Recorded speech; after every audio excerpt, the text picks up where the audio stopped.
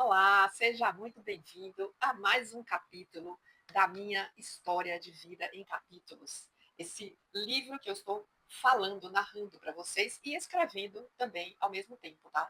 Ele também vai ser uma biografia escrita, um livro solo, porque eu já tenho 2 livros em coautoria, sempre falando de uma história de vida trágica que eu passei anos atrás. Mas esse capítulo agora eu vou falar de uma outra história, que é a história do meu casamento. E eu terminei lá o capítulo 15,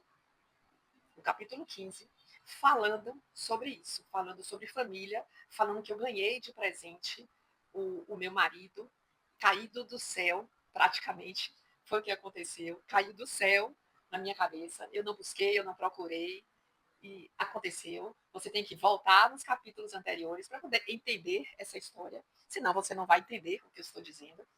Então, você vai ter que pegar a sequência. Isso aqui é um livro em capítulos que eu estou trazendo a vocês sobre a minha vida com o único objetivo de ajudar você, de edificar a sua vida através do meu testemunho, através do que Deus tem feito na minha vida, através do que Jesus Cristo tem colocado para mim e eu hoje seguindo fielmente quando ele falou: conta essa história para as pessoas, porque você pode ajudar muita gente a entender algumas coisas que você já passou, já errou, para que as pessoas não errem também, ou pelo menos prestem atenção nesses erros, para não cometer esses erros. Essa é a única intenção que eu tenho aqui e não vir fofocar sobre a minha vida, porque nem de fofoca eu gosto, quanto mais de ficar falando da minha vida. Mas o que eu vou falar aqui é nesse sentido de testemunhar como Jesus tem feito comigo, o que, que ele me deu de presente, onde que eu errei, onde que eu desmereci esse presente. E eu terminei o capítulo 15 falando sobre isso.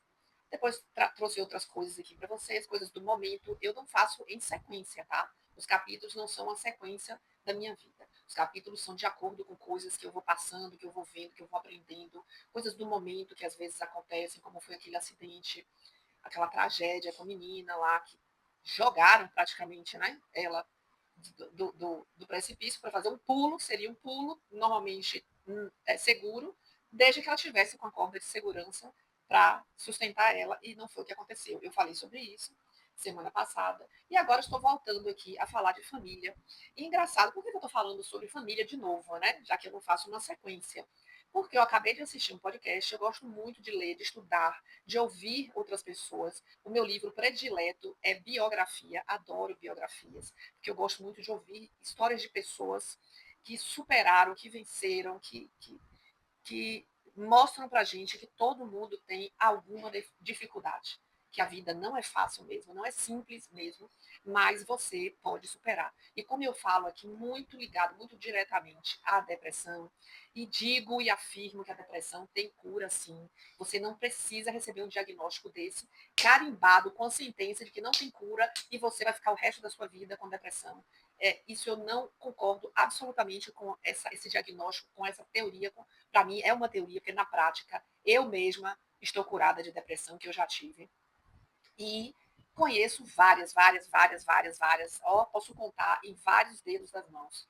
E milhões de mãos, os dedos do pé e tudo mais, de pessoas que já se curaram da depressão. Então, tire da sua cabeça que não tem cura e que você está condenado a ter depressão. Tire isso da sua cabeça.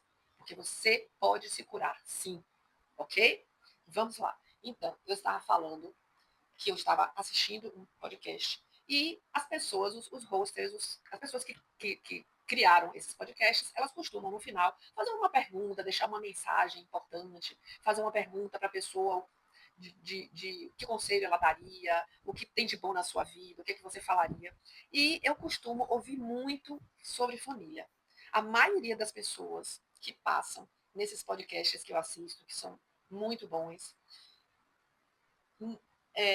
eles sempre me trazem conhecimento, filosofia, a palavra de Deus, saúde mental, que eu foco muito nesses podcasts, porque é a área que eu atuo hoje com saúde mental. Então, eu sempre ouço o que de melhor a pessoa tem e as respostas delas, 99,9% é sobre família. Ou seja, é a pessoa dizendo que a melhor coisa que ela tem na vida é família. A família é a base de tudo. A família dentro de você, a sua base é a sua saúde mental, é o solo fértil. Fora de você, a sua base, o seu solo fértil é a sua família.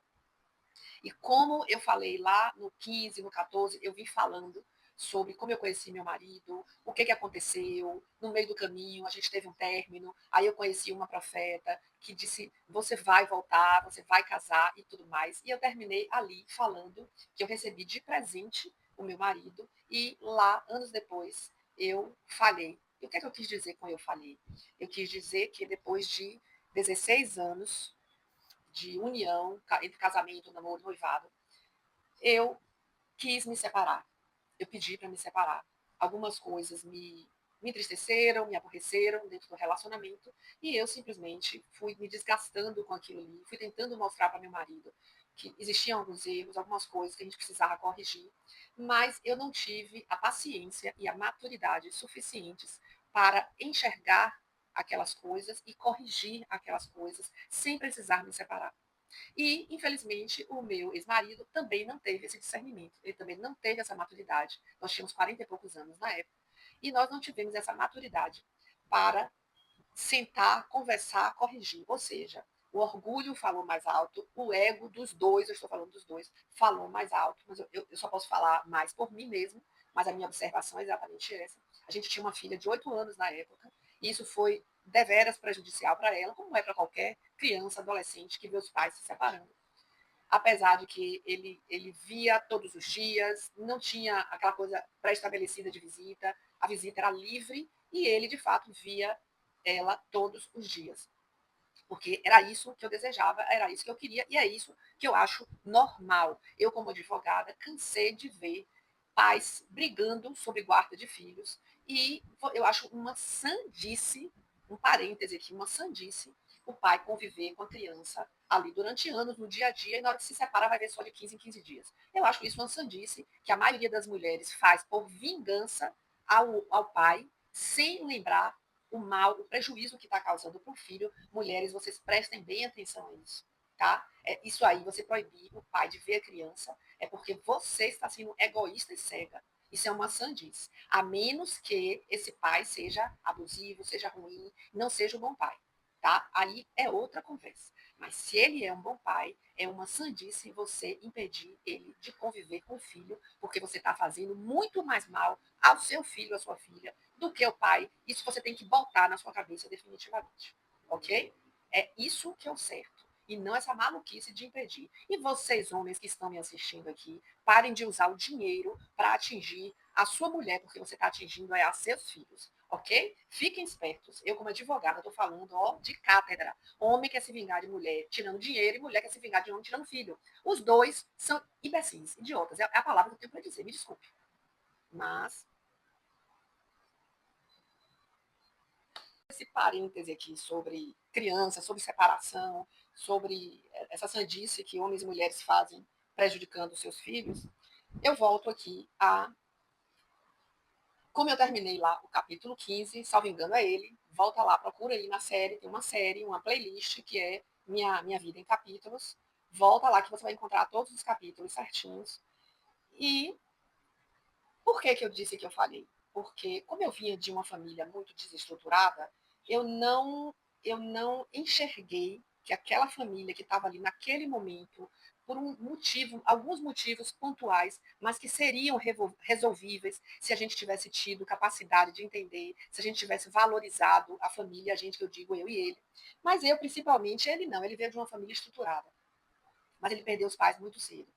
E eu não, eu vinha de uma família desestruturada. Então, na hora que eu vi a gente começando a se desentender por uma besteirinha ou outra, isso e aquilo, em vez de eu corrigir aquilo ali, eu simplesmente disse que eu queria me separar. E foi o que acabou acontecendo. Nós nos separamos com Lara na época, com 8 anos.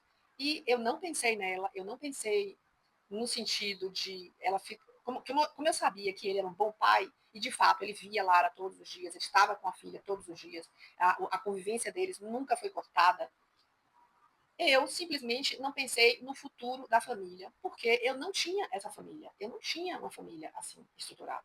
Então, eu não dei valor à família que eu tinha construído.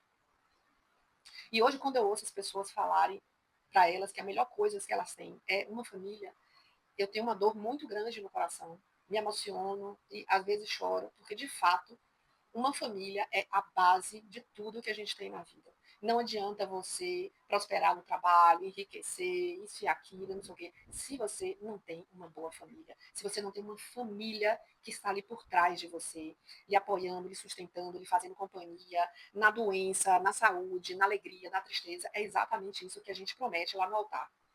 E eu falhei nessa promessa, por exemplo. Eu falei a Deus nessa promessa. Veja só, ele me deu esse presente que eu mesmo disse durante 16 anos que era um presente na minha vida. Diante do que tinha me acontecido, da tragédia, de eu ter perdido o Dudu, da forma como aconteceu, né? E eu mesma acabei lá na frente, depois de ter estruturado uma família muito bacana, eu mesma lá na frente falhei, desobedeci a Jesus, desrespeitei a mim mesma, desrespeitei meu marido, no sentido de não querer mais manter o casamento, de pedir para ele sair de casa. E de lá para cá, minha vida nunca mais foi a mesma. Nunca mais foi a mesma. Eu até tive outros relacionamentos depois, ele também teve. Mas hoje eu estou sozinha e, até onde eu sei, ele também está sozinho. E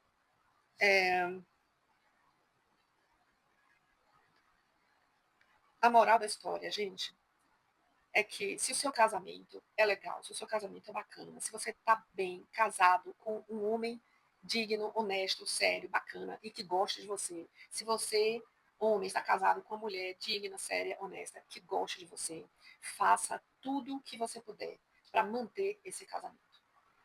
Atravesse as tempestades, porque vai acontecer, sempre tem um problema, ou sempre tem uma coisa, ou outra, ninguém agrada ninguém o tempo todo. E é assim que funciona. Isso serve para seus irmãos, seus amigos, para seus colegas de trabalho, ninguém agrada ninguém o tempo todo. Então não vá buscar a perfeição, porque as pessoas não são perfeitas mesmo. Eu acho que eu estava buscando essa perfeição em razão de eu ter uma família tão desestruturada, em razão de eu já ter vivido tão bem ali 16 anos, que na primeira falhinha que ele cometeu, e eu não estou falando aqui de traição, tá, gente? Não tem nem traição da minha parte nem na dele, não é nada disso. Foram pequenas coisas que se acumularam e, para mim, esgotaram, encheram o meu balde, digamos assim. E eu não tive a sabedoria de conversar, de cuidar disso, de fazer uma terapia. Eu até me lembro que ele propôs a gente fazer uma terapia de casal e eu não quis. Falei, não, já estou enxergando todo o problema aqui, já estou vendo. Fui extremamente arrogante, extremamente orgulhoso, o ego lá em cima. E não quero, não adianta nada. Não, na época eu não tinha o conhecimento que eu tenho hoje. Hoje eu sou uma psicanalista em formação, eu estou estudando psicanálise, apaixonada pela psicanálise, e indo lá na raiz, que a psicanálise trata você, cuida de você, vai lá da raiz, onde está esse problema que veio à tona agora, está lá na sua infância, está lá na sua infância. Como eu já falei aqui em outros vídeos, como diz Lia Luft, uma escritora gaúcha, já falecida, a infância é um chão que pisamos a vida inteira. E é exatamente isso. Você traz os seus traumas de lá. E o que a psicanálise faz? Ela vai buscar esse trauma e vai trazer ele à consciência, porque ele está no seu inconsciente, vai trazer para a sua consciência, para que você cuide como adulta desse trauma e refaça a sua vida, que é o que eu estou tentando fazer na minha. Por que eu fui buscar psicanálise? Hoje eu sou mentora, sou coach, sou palestrante, já escrevi 2 livros, estou aqui narrando, falando sobre o meu terceiro livro, que é essa biografia que eu trago aqui para vocês, mas escrevendo também. Ela vai sair, esse livro vai sair no papel, mais cedo ou mais tarde. Por quê? Para mostrar a vocês que não cometam esses mesmos erros que eu cometi. Que enxerguem os presentes que Deus dá na sua vida e conserve, porque se foi Ele que te deu, é porque você merecia e você tinha que estar com Ele, tinha que cuidar dele. E eu, apesar de ter merecido aquilo ali, por Ele ter me dado, não que eu ache que eu tenha merecido, mas no sentido de que Ele me deu esse presente, se Ele me deu é porque eu merecia, porque eu sou filha de Deus, como você também é. Então, preserve os presentes que você recebe de Deus. Cuide deles, tenha maturidade. Se você tem dificuldade, se você tem problema, procure alguém que possa te ajudar. Um médico, um psicólogo, um terapeuta, uma psicanalista, como eu sou aqui, ainda não. Informação, como eu disse, ainda estou estudando. Mas sou advogada, sou mentora, sou coach, sou palestrante e estou aqui, entre outras coisas, também para ajudar você. Então, por que eu estou falando tudo isso? Repito aqui, não é para fofocar nem contar sobre a minha vida. Se fosse só por isso, eu não estaria aqui, pode ter certeza. que eu nem gosto disso, nem precisava estar aqui contando, me humilhando, falando das besteiras que eu fiz. Mas isso é uma ordem, uma voz que eu ouvi, entendeu?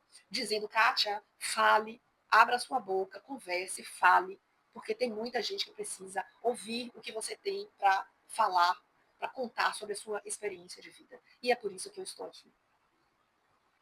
Se você tem um bom casamento, eu não estou falando de casamentos tóxicos, de pessoas ruins, porque aí é outro caso, você tem que resolver de outra forma.